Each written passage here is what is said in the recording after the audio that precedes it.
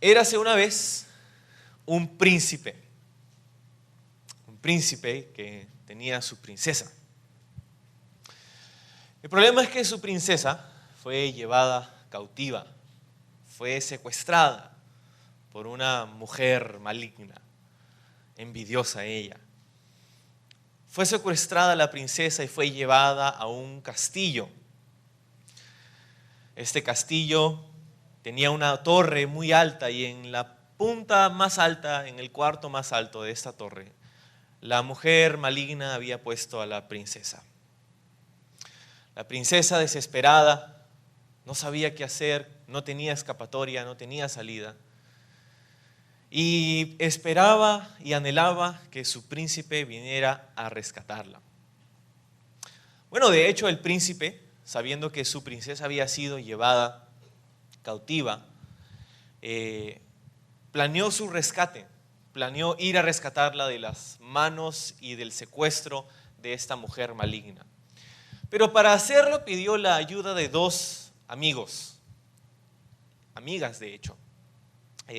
Pidió la ayuda de la oruga y la ayuda de la mariposa.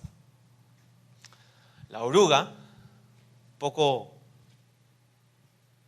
molesta, un poco malhumorada, un poco gordita de hecho, no podía caminar muy rápido y de hecho caminaba y sudaba.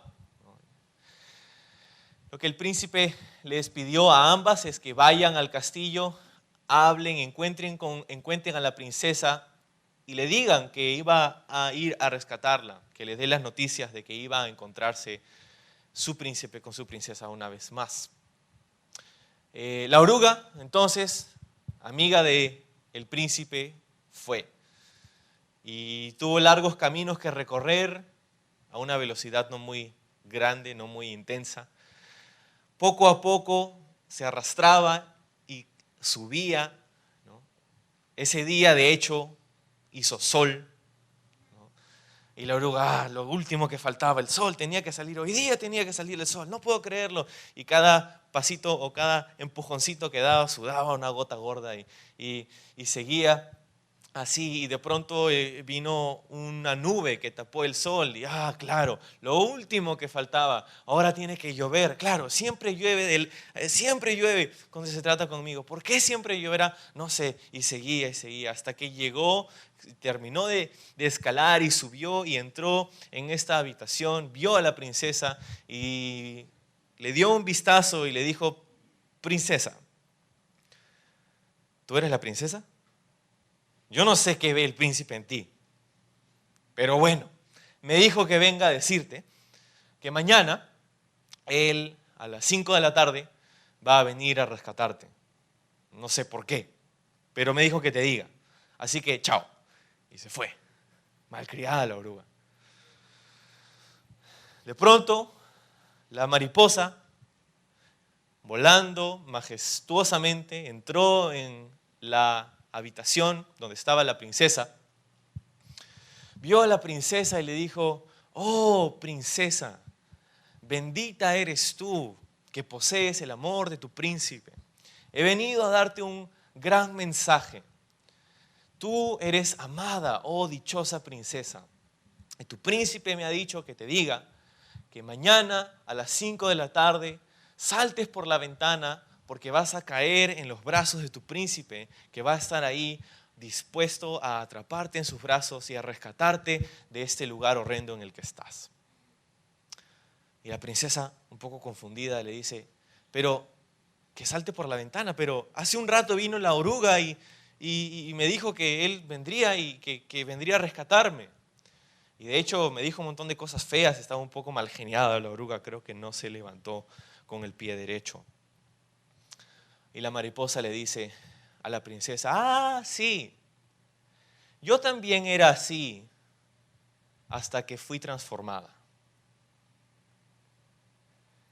Y el título de nuestro estudio esta mañana se llama, en el libro de Efesios, el antes y después. El antes y después, la transformación.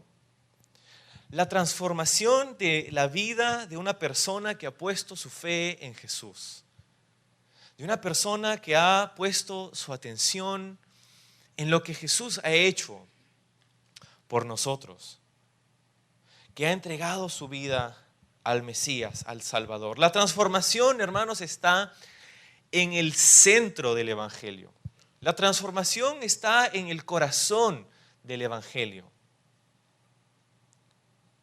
Lo que tú eras no es lo que deberías ser hoy.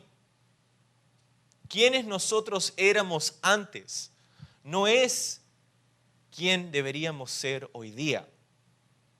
Estamos siendo transformados. ¿Y cómo éramos? Bueno, eso es lo que hemos estado estudiando en la primera parte del capítulo 2. Y en el primer versículo dice, solamente para recapitular, dice que nosotros estábamos muertos en nuestros delitos y en nuestros pecados. Estábamos muertos.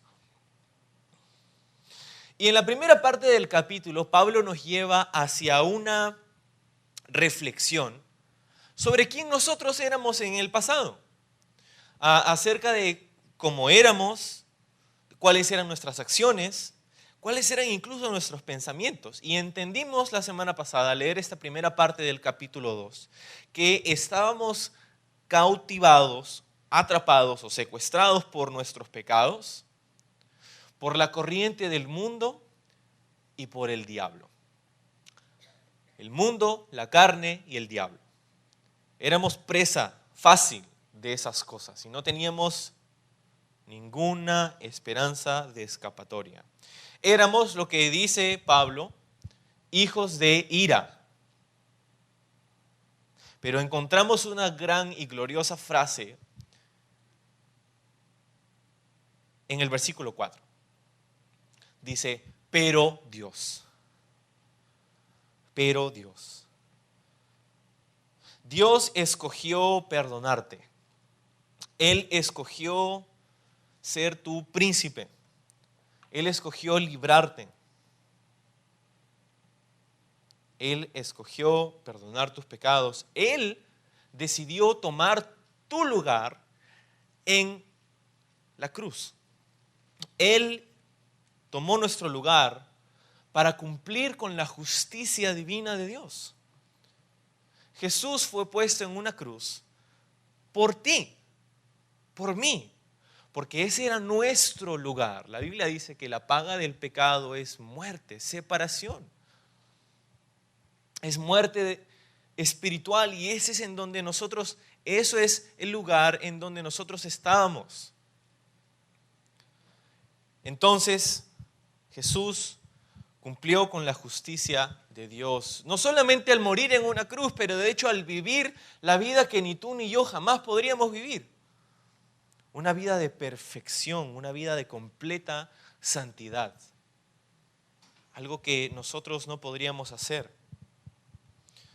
Y lo hizo para darnos un lugar con el Padre. Lo hizo para que nosotros podamos tener comunión con el Padre. Pero ahora sucede en nosotros, a través de nuestra fe en Jesús, una transformación. Esta transformación ocurre cuando le das tu vida a Jesús. Y esto debería cambiar todo. Lo debería cambiar todo. Debería cambiar y transformar toda tu vida. Ya no eres la misma persona que eras antes. Ya no eres el mismo, ya no eres la misma. Pero algunas personas piensan, no, es que ya a estas alturas de mi vida, cambiar ya no sé si puedo cambiar. No, es que yo ya soy así, yo soy así, ¿no? Está en mi sangre, dicen algunos. Así soy pues, así soy. ¿No? Yo reacciono mal porque me hierve la sangre y reacciono mal. Yo manejo así porque soy peruano, pues. Y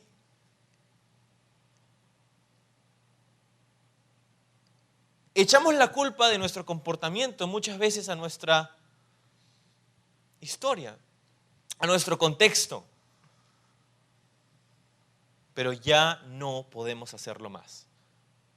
Si estás en Jesús, no puedes seguir echándole la culpa de tu comportamiento a tu contexto, a tu pasado, a tu sangre, a tus padres, a tu situación, a lo que viviste, a lo que pasaste. No puedes echarle la culpa más a ninguna de esas otras cosas. ¿Por qué? Porque la Biblia dice que antes estabas muerto, pero ahora estás vivo.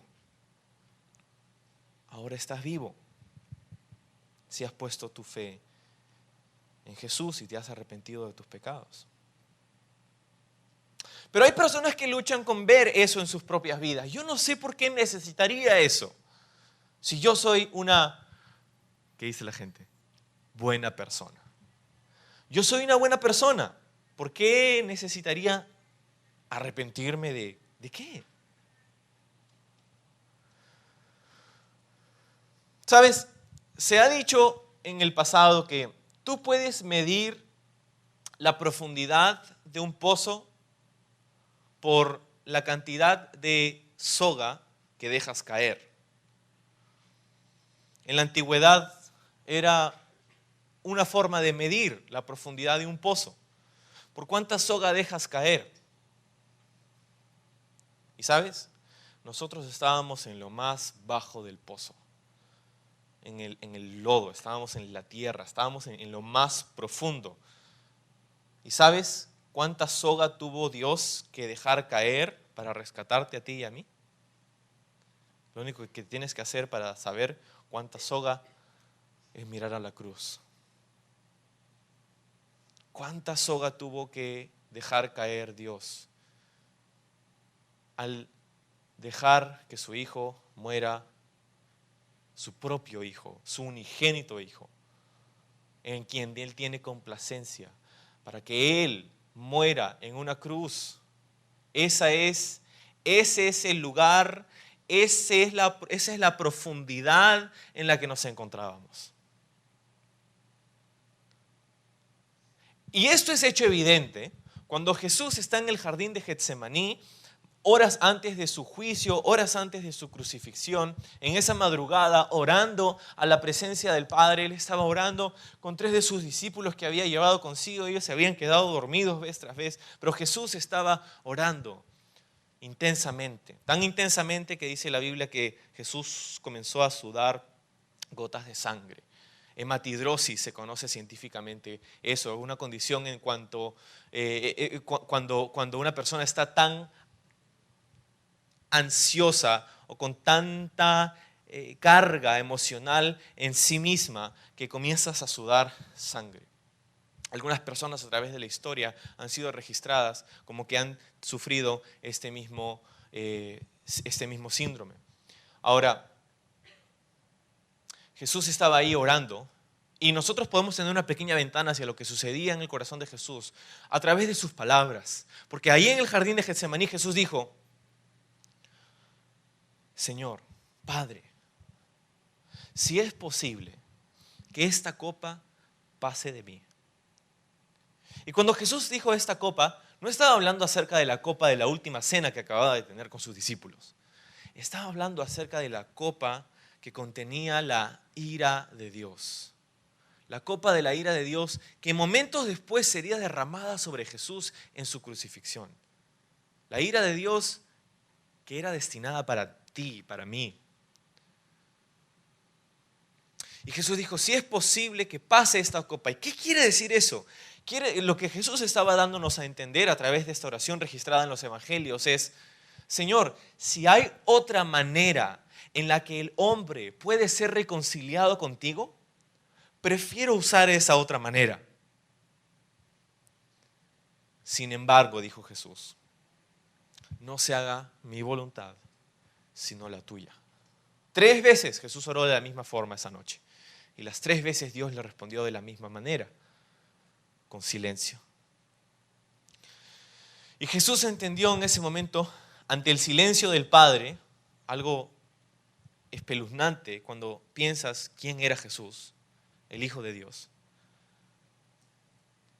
que no había otra manera. Fíjate, si hubiera otra forma en como tú y yo pudiéramos ir al cielo, como mucha gente dice hoy día, ¿no? O es que todos los caminos te llevan al cielo, solamente tienes que creer en un poder superior. Tú lo llamas Jehová, yo lo llamo Alá. Tú lo llamas Dios, yo lo llamo Buda, no sé, pero todos los caminos llevan al cielo. Esa corriente que está tan prevalente hoy día acerca de que todos los caminos te llevan al cielo, que todos nos vamos a encontrar ahí algún día. Verás, si hubiera otra forma, Jesús no hubiera tenido que ir a la cruz. ¿Y no crees que Dios Padre, siendo el Padre de Jesús, hubiera permitido que Jesús muera desangrado como su hijo en una cruz si hubiera otra manera? ¿No harías tú todo lo posible? No, padres, ¿no hacen ustedes todo lo posible por preservar a sus hijos del peligro? Claro que sí. Hacemos lo mejor que podemos y aún así a veces no es suficiente, pero hacemos todo lo que podemos. Dios omnipotente, el Dios creador de los cielos y de la tierra, ¿no crees que haría lo posible para preservar a su hijo del peligro? Sí, también. Y en su omnipotencia, Dios no vio otra manera para reconciliarte a ti consigo mismo que permitiendo que Jesús vaya a la cruz. Entonces, esa idea de que todos los caminos llevan al cielo es de hecho una cachetada al amor que Dios tiene por el ser humano. Porque es solo a través de Jesús. Entonces, Jesús tomó tu lugar, tomó mi lugar. Y entonces comienza en nosotros esta transformación. Estábamos muertos, pero ahora estamos vivos. Ese era el diagnóstico de Pablo de todas las personas, no solamente de las personas que estaban en un lugar u otro, sino de cualquier persona que estaba sin Cristo. Déjame recapitular en unas frases nada más lo que hemos visto en capítulo 1 y hasta esta parte del capítulo 2. En el capítulo 1 hemos visto, si estás tomando nota, lo que Jesús o Dios, lo que Dios ha hecho por nosotros. Lo que Él ha hecho por nosotros. Eso lo vimos en el capítulo 1. En la primera parte del capítulo 2 hemos visto lo que Dios ha hecho en nosotros. Y ahora, comenzando en el versículo 11, estaremos viendo hasta el final del capítulo 2, lo que Dios está haciendo entre nosotros.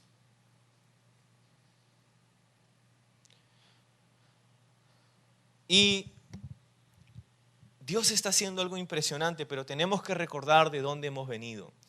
Ese fue nuestro énfasis en nuestro estudio de la semana pasada. Y es el mismo énfasis que tiene Deuteronomio capítulo 8. No tienes que voltear allí. En el capítulo 8 de Deuteronomio es donde Dios le dice al pueblo de Israel que tenían que acordarse. Y Dios les dice, te acordarás de todo el camino por donde te ha traído Jehová tu Dios estos 40 años en el desierto. Tienes que acordarte y contarle a tus generaciones de todo lo que Dios hizo en tu vida, de cómo te sacó de estos lugares, de cómo te probó, de cómo hizo una obra contigo. Y es así como comenzamos el versículo 11. Mira conmigo. Dice, por tanto, acordaos de que en otro tiempo vosotros los gentiles, en cuanto a la carne, eras llamados incircuncisión, por la llamada circuncisión hecha con mano en la carne. En aquel tiempo estabas sin Cristo, alejados de la ciudadanía de Israel y ajenos a los pactos de la promesa, y sin esperanza y sin Dios en el mundo, dice. Pero ahora en Cristo Jesús, vosotros que en otro tiempo estabais lejos, habéis sido hechos cercanos por la sangre de Cristo, porque Él es nuestra paz, que de ambos pueblos hizo uno, derribando la pared intermedia de separación, aboliendo en su carne las enemistades, la ley de los mandamientos expresados en ordenanzas, para crear en sí mismo de los dos un solo y nuevo hombre, haciendo la paz y mediante la cruz reconciliar con Dios a ambos en un solo cuerpo, matando en ella las enemistades. Y vino y anunció las buenas nuevas de paz a vosotros que estabais lejos y a los que estaban cerca, porque por medio de él los unos y los otros tenemos entrada por un mismo espíritu al Padre. Así que ya no sois extranjeros ni advenedizos, sino conciudadanos de los santos y miembros de la familia de Dios, edificados sobre el fundamento de los apóstoles y profetas, siendo la principal piedra del ángulo Jesucristo mismo, en quien todo el edificio bien coordinado va creciendo para ser un templo santo en el Señor, en quien vosotros también sois juntamente edificados para morada de Dios en el Espíritu. Vamos a ver tres cosas esta mañana. Si estás tomando nota, la primera de ellas es la condición en la que nos encontrábamos. Podrías decir el antes, ¿no? Y esta es la palabra separados. Ese es el primer punto. Estábamos separados, ¿no? En el versículo 11 dice: por tanto, acordaos de que en otro tiempo vosotros los gentiles en cuanto a la carne eran llamados sin circuncisión por la llamada circuncisión hecha con mano en la carne. Y luego en el versículo 12 dice: en aquel tiempo estabais sin Cristo, y dice alejados. Vamos a hacer una pausa ahí. Alejados, separados. Separados de Dios. Ahora, el ejemplo que usa Pablo aquí en estos versículos era tan aplicativo para las personas que leían esta epístola originalmente. Eran los cristianos en la ciudad de Éfeso. En su mayoría, los cristianos que vivían en Éfeso eran gentiles. Ahora, ¿qué cosa es gentil? ¿Quién era un gentil? Es simple. Los judíos se consideraban una nación especial, y de hecho lo eran. Vamos a hablar en un momento más de por qué eran tan especiales, pero ellos se consideraban especiales al punto de que pensaban de que cualquier persona que no era judía no era especial como ellos. Y así como hay enemistades, así como cuando estábamos en el colegio, ¿no? Un grupito con otro grupito y se ponían sobrenombres y se odiaban, ¿no? Los unos a los otros y se hacían bromas de los unos de los otros. Bueno, así los judíos con los gentiles hasta les pusieron un sobrenombre, ¿no? A los gentiles, bueno, ya te dije cuál es el sobrenombre, ¿no? Gentil, ¿no? Ese era el sobrenombre que les pusieron a las personas que no eran judías. Entonces, los gentiles son los no judíos, aquellos que no eran israelitas. Ellos son los gentiles. Entonces Pablo les dice: acuérdate, así como dice Deuteronomio 8, acuérdate que en otro tiempo ustedes, hablándole a los cristianos en Éfeso, los gentiles, o sea, los no judíos en cuanto a la carne, eran llamados incircuncisión por la llamada circuncisión hecha con mano en carne. Ok, circuncisión. La circuncisión era un rito sagrado para los judíos. De hecho, lo es hasta el día de hoy. Pero ¿qué cosa representaba para ellos la circuncisión?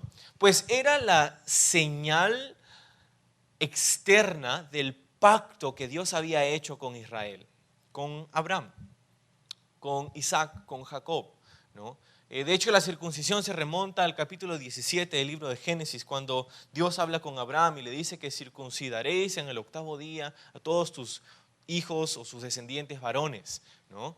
Entonces la circuncisión era un rito externo, era la señal del pacto, era el cortar la carne del prepucio, era algo que era una señal que era tan íntima para los judíos y era tan especial para ellos, porque Dios había instituido esto para ellos para separarlo del resto de naciones que no tenían esa costumbre.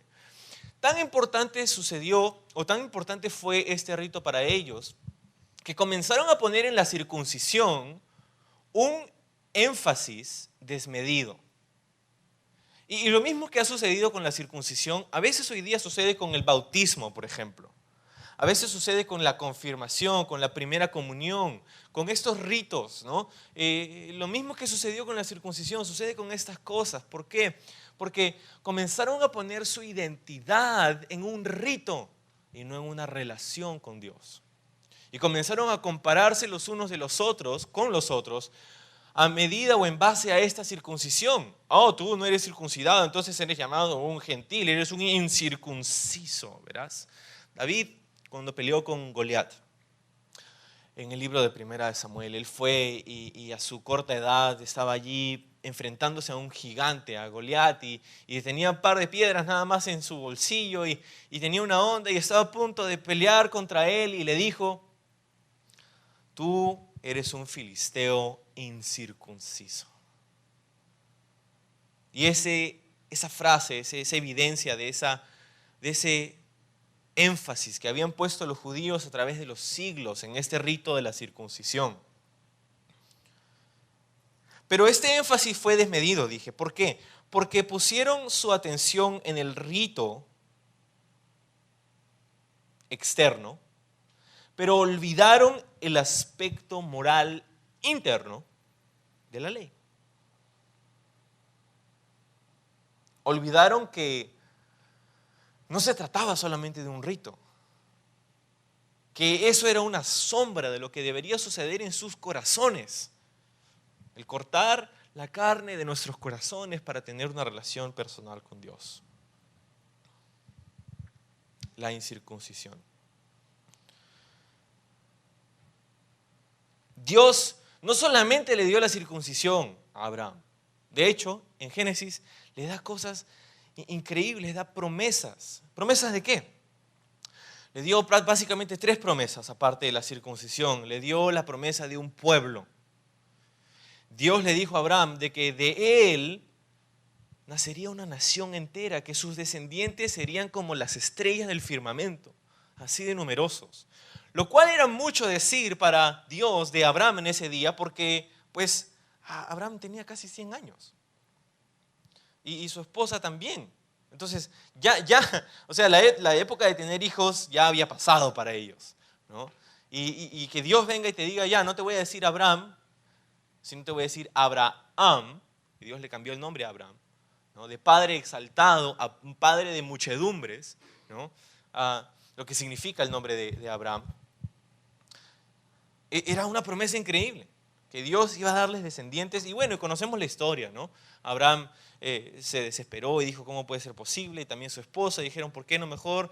Ya yo no puedo concebir, entonces tú mejor ten relaciones con mi sierva. Y sucedió, y hasta el día de hoy el pueblo de Israel sufre las consecuencias de las decisiones de Abraham, ¿no? Porque es de los hijos, del hijo que tuvo con la sierva de Sara, su esposa, ¿no? Que nace pues el linaje de lo que hoy día son conocidos como los musulmanes, ¿no? Entonces, mira, hoy día están en las noticias y su origen tiene allí en el libro de Génesis, ¿no? Por una desobediencia a una promesa en la que Abraham debía simplemente esperar. Pero le prometió un pueblo. Lo segundo que le prometió fue una tierra. Una tierra. Dios le dijo, levanta tu mirada porque mira todo lo que está aquí, desde este lugar hasta este lugar, todo lo que pise la planta de tu pie, todo eso es tuyo. Esta tierra te la doy a ti como una promesa, esta es tu tierra. Dicho sea de paso, con lo mismo que vemos en las noticias el día de hoy, los conflictos acerca de la tierra de Israel. Ningún hombre es dueño de la tierra. Dios es el dueño de la tierra. Así que no importan los títulos, no importan los acuerdos que se hagan entre las organizaciones de las naciones. No, la tierra no le pertenece a ninguna organización, le pertenece a Dios. Y si Dios dice, esta es tu tierra, esa es su tierra. ¿Te das cuenta? Dicho sea de paso, por 2000 años aproximadamente, después de la invasión de los romanos en Jerusalén, y la destrucción del templo en el año 70 después de Cristo, los judíos perdieron su tierra. Y no tenían una tierra, no tenían un hogar, un país en donde ellos podían decir, esta es nuestra nación. Fueron esparcidos a todas las culturas alrededor del mundo a partir del año 70 y no fue hasta 1948, en el mes de mayo, casi 2000 años después, que Israel regresó a tener una tierra nuevamente.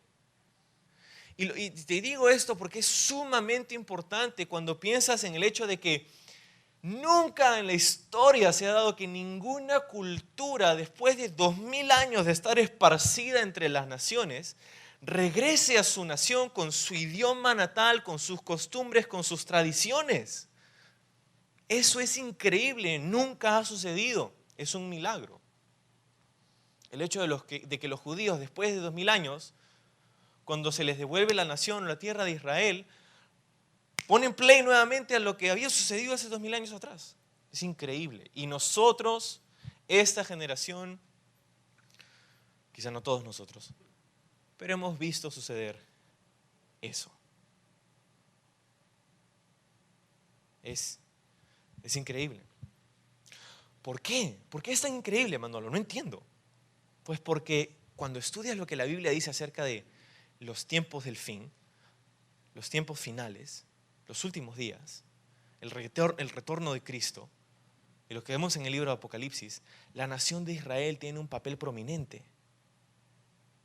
Y eso, antes de 1948, era descabellado. ¿Que Israel tiene un país? ¿Que Israel tiene tierra nuevamente? Pero ahora no es tan descabellado. Eso fue lo segundo que Dios le prometió a Abraham, la tierra. 2000 años no la tuvieron, pero las promesas de Dios se cumplieron. Dios cumple lo que promete. Y lo tercero que Dios le prometió a Abraham fue un Salvador. Un pueblo, una tierra y un Salvador. Un Mesías, una persona que los liberaría, una persona que los sacaría de la esclavitud. Un Mesías. Un Mesías que, dicho sea de paso, Dios le dijo a Abraham, no solamente sería para el pueblo de Israel, sino que en ti, o sea, en este Mesías que vendría de ti, Dios le dijo a Abraham, en ti serán bendecidas todas las familias de la tierra. No solamente los judíos. Entonces ya te das cuenta que desde Génesis, Dios ya nos dice que Él había planeado que todo el mundo sea salvo a través de este Mesías. Entonces, versículo 12 dice que en aquel tiempo estaba sin Cristo. Ok, quizá para nosotros la circuncisión no es un tema de discusión el día de hoy, porque no es un rito para nosotros, no es algo que consideramos tanto como los judíos lo consideraban. Pero esto sí aplica para ti.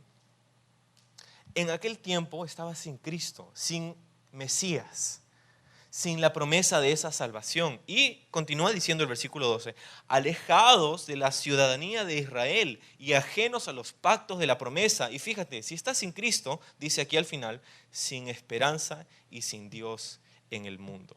Si no tienes a Cristo, no tienes esperanza. ¿Por qué? Porque ya dijimos hace un momento que solo en Cristo hay salvación. Y si no tienes a Cristo, no tienes a Dios en el mundo. No quiere decir que quizá no sepas que haya un Dios, pero no tienes a Dios en tu vida. Verás, hay mucha gente que tiene dioses en su vida, pero no tiene a Dios en su vida. Tiene dioses, quizá nuestros dioses el día de hoy, de nuestra cultura contemporánea, quizá no son estatuas, para algunos sí lo son, pero para la mayoría no son necesariamente ídolos que cargamos y cosas así. Hoy día esos ídolos han tomado otra forma, ¿no? Muchos adoran al Dios del dinero, por ejemplo. Muchos adoran al Dios de la fama. Muchos adoran al Dios de la posición. Muchos adoran al Dios de un carro nuevo, al Dios del deporte, al Dios del trabajo, al Dios de la familia. Verás, un ídolo es cualquier cosa que se interpone entre tú y Dios. Eso es un ídolo. Y estábamos sin Cristo, alejados de la ciudadanía de Israel. En el Antiguo Testamento había una diferencia entre los judíos y los gentiles. Hoy día ya no. Pero antes de Jesús, sí había una diferencia considerable. ¿Por qué? Bueno, en Romanos 9 es donde Pablo establece que de hecho era ventajoso ser judío antes de Jesús. Habían ventajas de ser judío en el Antiguo Testamento. ¿Por qué?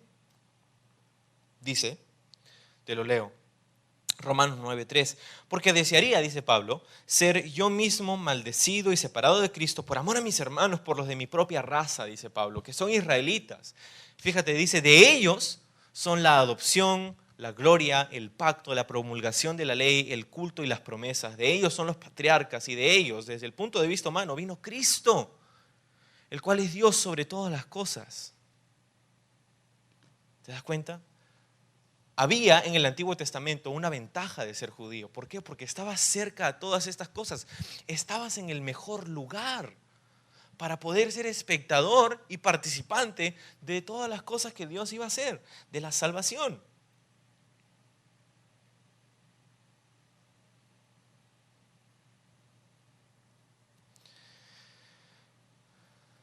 Entonces, sin esperanza, sin Dios en el mundo.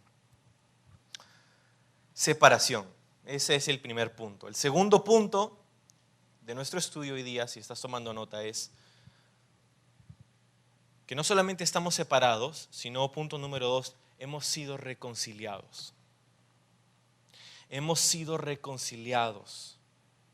Versículo 13 dice, pero ahora en Cristo Jesús, vosotros que en otro tiempo estabais lejos, habéis sido hechos cercanos por la sangre de Cristo.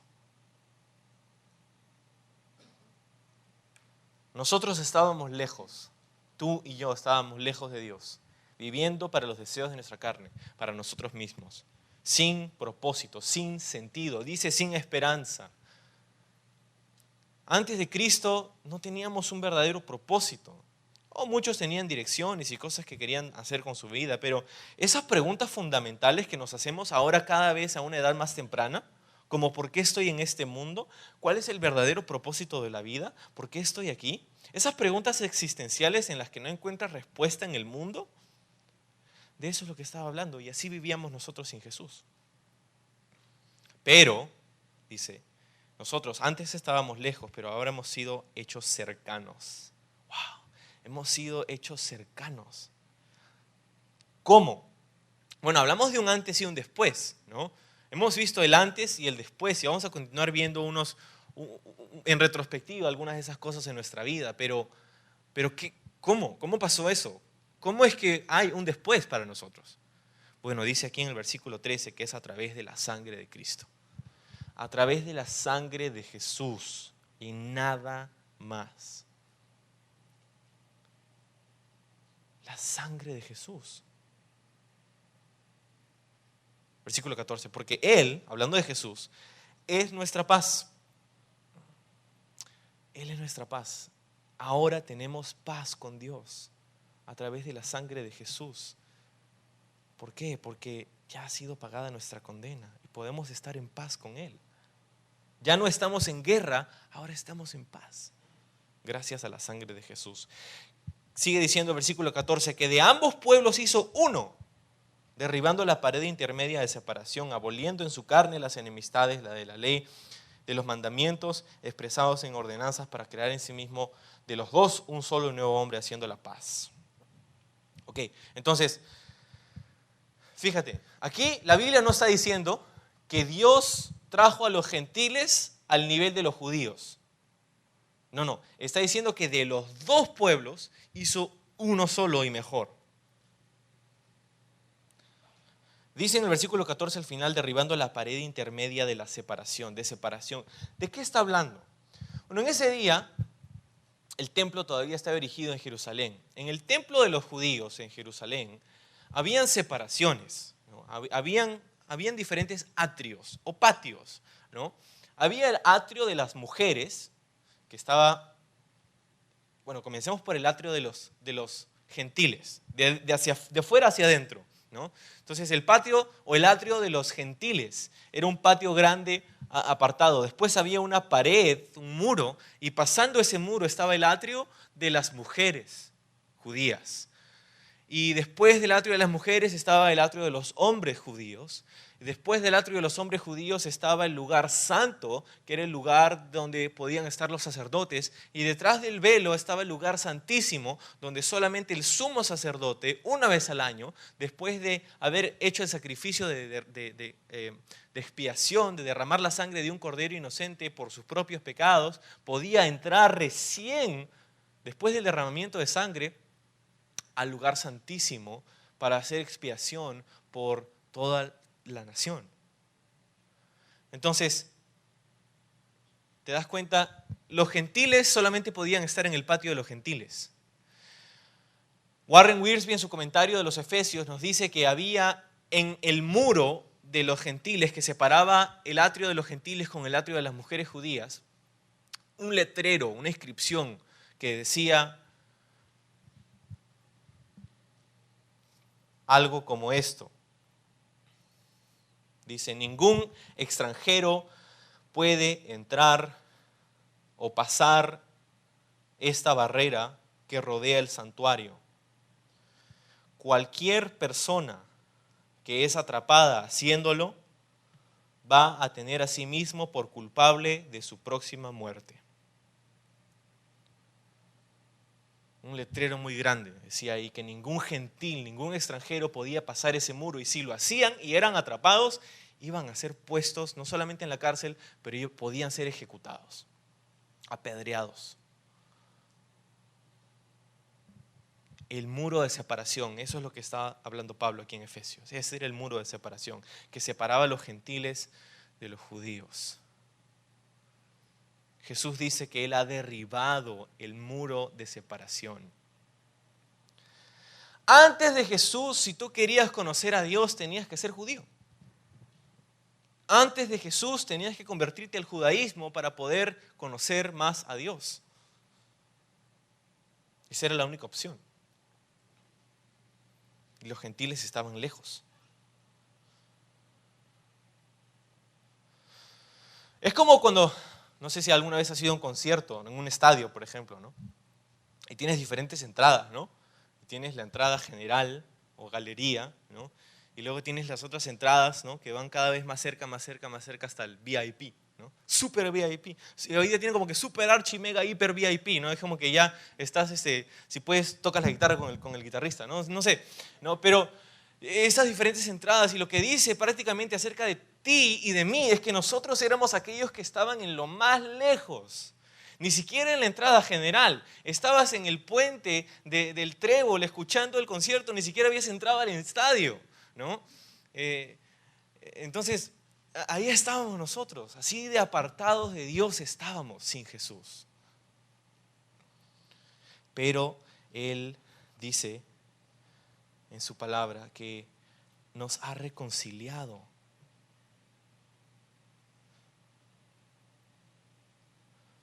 Nos ha reconciliado, dice.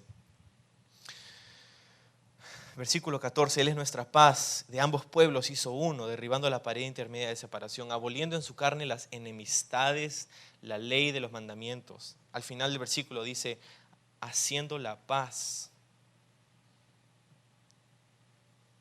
Haciendo la paz. Versículo 16, y mediante la cruz reconciliar con Dios a ambos en un solo cuerpo, matando en ella las enemistades. Nuevamente, no sé si te puedes dar cuenta de la repetición que existe aquí. Varias veces se nos dice en este pasaje, a través de la cruz, a través de Jesús, a través de su sangre, solamente a través de Él pudimos ser reconciliados. Y ahí está la palabra, reconciliar. Esa palabra en griego significa como hacer camino, ¿no? Reconciliar en la palabra griega original tiene un contexto de hacer un camino, de conectar, de hacer una conexión entre alguien o algo. Y era una palabra que era empleada a veces para la creación de pistas, de carreteras, por ejemplo, ¿no? Es como cuando de repente, bueno, hace poco tuvimos esa tragedia del Huayco que pasó por Chosica, ¿no? Y muchas carreteras fueron clausuradas y deterioradas y todo. Pero para volver a tener acceso, ¿qué tenía que hacer? Limpiar los escombros, ¿verdad? Tenían que quitar los escombros para poder tener acceso nuevamente. Eso es lo que Jesús hizo por ti a través de su cruz. Él quitó los escombros de tu vida, los escombros que son nuestros delitos y pecados. Él los quitó, hizo camino para que una vez más puedas tener acceso a Dios.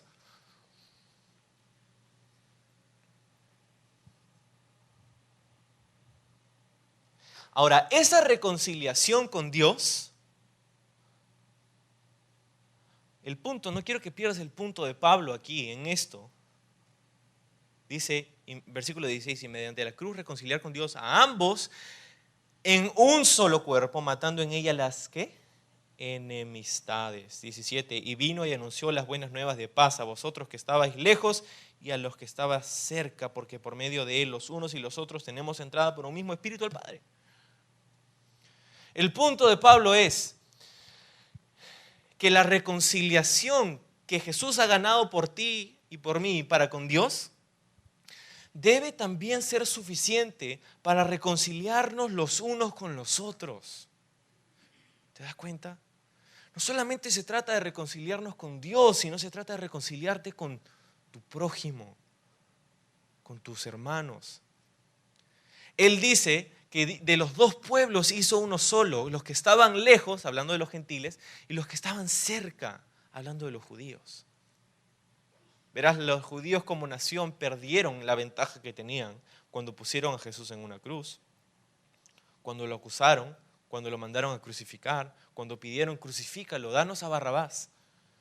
Perdieron su ventaja, ¿por qué? Porque estando cerca se perdieron de lo más importante. Entonces de los dos pueblos hizo uno solo. Uno solo.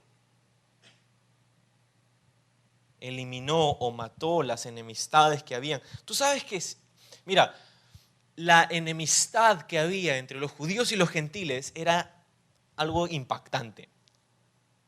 No podían verse ni en pintura, ¿no?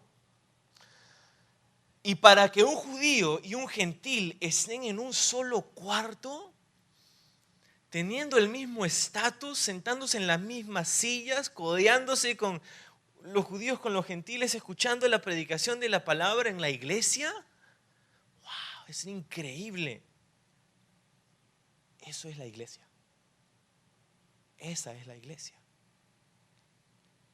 No solamente somos reconciliados con Dios, somos reconciliados los unos con los otros. Por eso Juan, en su epístola, primera de Juan, dice que nosotros no podemos decir que amamos a Dios si no amamos a nuestro hermano.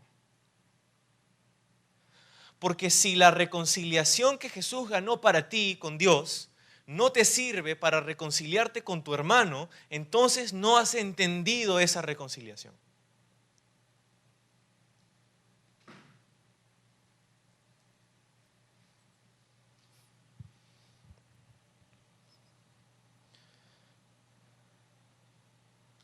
Y el tercer punto, en el versículo 19,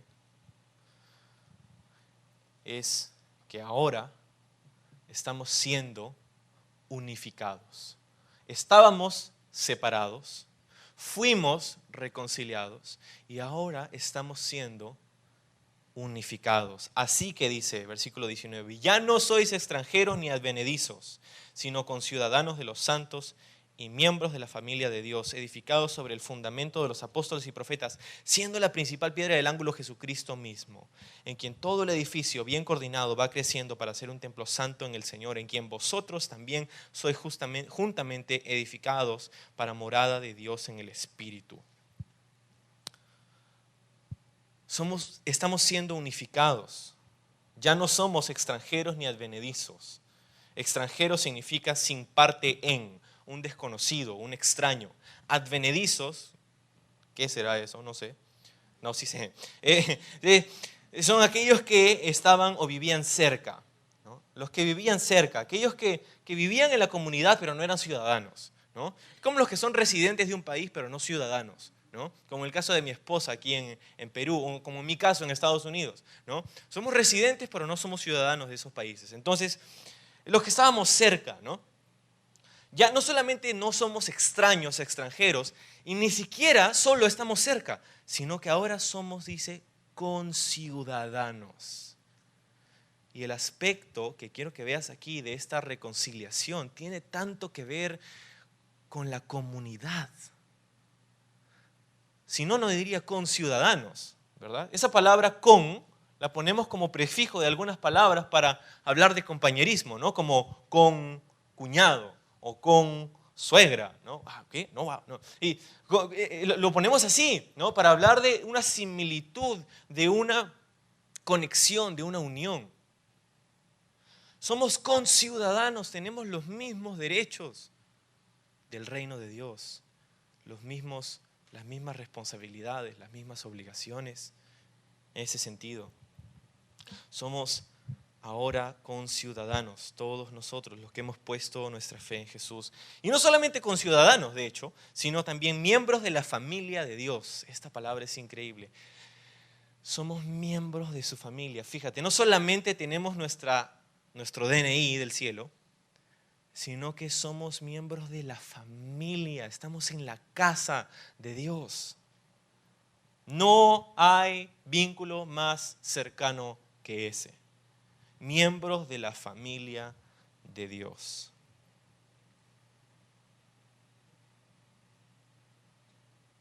Verás, muchas personas, cuando les preguntas esto y les dices, oye, ¿cómo está tu relación con Dios? Muchas personas cuando les preguntas eso no saben qué responder. ¿No? Y como que no responden directamente a la pregunta, pero como que dan rodeos, ¿no? No, pero ¿cómo está tu relación con Dios? Yo he sido bautizado. Ok. ¿Y tienes una relación personal con Dios? Bueno, he estado yendo a la iglesia por unos 3 años más o menos. Que te aplaudo. Pero respóndeme, ¿cómo está tu relación con Dios? Es gracioso, chistoso, cómo somos a veces tan prontos para confiar en un ritual y terminar en una religión en vez de tener una relación personal con Dios. ¿Sabes por qué? Porque un rito no demanda arrepentimiento. Porque la relación demanda arrepentimiento y responsabilidad. Cualquiera puede guardar un rito y seguir con su vida sin ningún cambio en absoluto.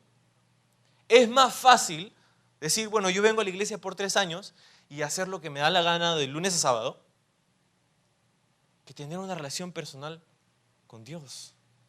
Y muchas personas no quieren eso. Pero ahora hemos sido reconciliados con Dios, somos miembros de su familia. Segunda de Corintios 5, 17 al 20, si estás tomando nota, dice, de modo que si alguno está en Cristo, nueva criatura es. Las cosas viejas pasaron, y aquí todas son hechas nuevas.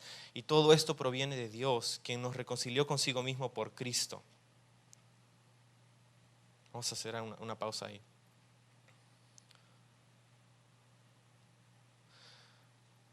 Hemos sido reconciliados.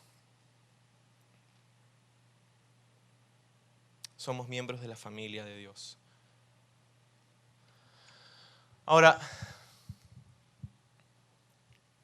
es curioso porque a veces hay iglesias hoy en día, ¿no?, que tienen grupos, ¿no?, a los que ellos apuntan, ¿no? Su público objetivo, ¿no? ¿Has escuchado? Algunas iglesias tienen un público objetivo. Nuestro público objetivo son los jóvenes. Nuestro público objetivo son los drogadictos. Nuestro público objetivo son los empresarios. Nuestro público objetivo son etcétera. Y ¿sabes qué? Tener un público objetivo no está necesariamente mal, pero no es lo mejor. No es lo mejor. ¿Por qué? Porque ahora ya no hay ni gentil ni judío, sino que son solo uno. No hay un público objetivo. El público objetivo es cualquiera que quiera escuchar las buenas nuevas. Pero a veces la división y la separación es tan natural para nosotros, incluso en la iglesia hoy día. Es increíble. ¿Sabes que la separación es natural, es innata en el hombre? Desde que nacemos prácticamente tenemos esos muros de separación. Desde el inicio, en el libro de Génesis, poco tiempo después de su creación, Adán y Eva fueron separados de Dios. Poco tiempo después del nacimiento de los primeros hijos de Adán y Eva, Caín y Abel, fueron separados el uno del otro porque uno mató al otro. Verás, nos gusta de alguna manera esa división en nuestra carne. Nos gustan nuestros grupitos, nos gusta esa separación. Y a veces es triste porque el muro de separación que Cristo derrumbó, muchas veces nosotros lo volvemos a armar. Y entonces tienes comentarios como, oye, ¿has visto a esa persona en la iglesia? ¿Has visto su pelo? ¿No?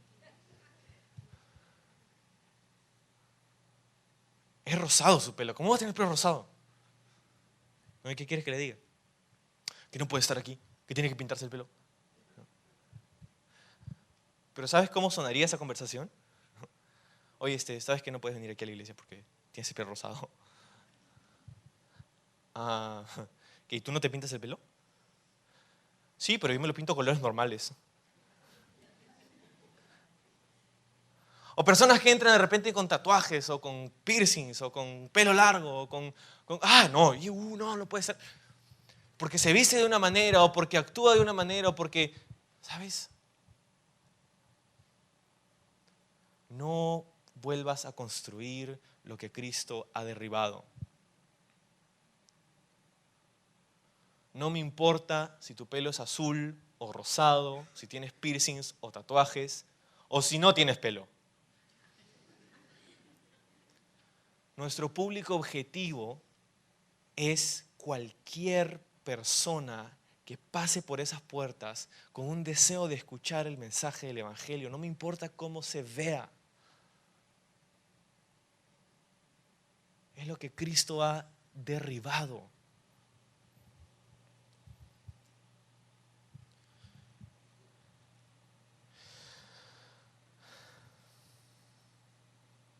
Al final del pasaje dice que somos un edificio.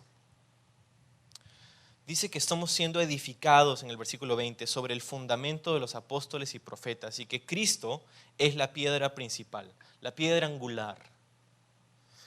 En las edificaciones antiguas había un fundamento, una fundación, un cimiento, que era la piedra angular.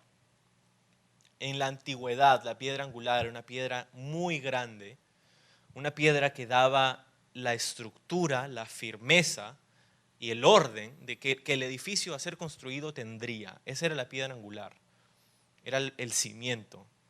Y a través de esa piedra angular luego venían piedras de fundación, piedras de cimiento sobre esas piedras. Y luego las piedras se harían más pequeñas y más pequeñas hasta alcanzar el fin del edificio. ¿No? Y está diciendo aquí que Cristo es esa piedra angular. Y que dice los profetas y los apóstoles son esas piedras de fundación, de cimiento, sobre la piedra angular. ¿Y qué es eso? ¿Quiénes son? ¿De qué está hablando esas piedras de fundación, los profetas y los apóstoles? Hermanos, está hablando de este libro. Los profetas y los apóstoles que nos dejaron su testimonio inspirado por Dios aquí para que tú lo leas y aprendas. Para que aprendas de sus beneficios, para que aprendas de sus errores, para que aprendas de sus aciertos, para que aprendas de la palabra de Dios aquí, el Antiguo y el Nuevo Testamento, la revelación de Dios.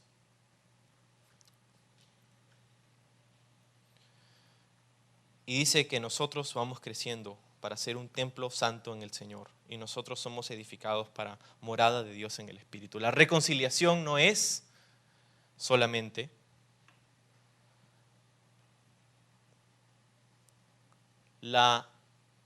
el regreso a lo que Adán y Eva tuvieron en el jardín del Edén.